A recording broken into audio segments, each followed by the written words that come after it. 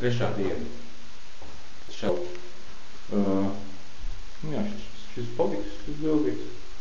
Te būs dekoratīvs krāsojums, dekoratīvs paklējums, būs dekoratīvs tās sienas. Nekad plīz būs, tā būs plīz, tā. Es domāju, ka iemet tā plīz būs. Bija maliņa, 90-70 cm. Smukts krāsts. Tad šitas bija cits spoguls. Tas ir šodienas plāns. Man ir uztaisīt cils konstrukcijas un daļai apšūt reģis. Un tā, plāns. Tad redzēsim, kā man iet.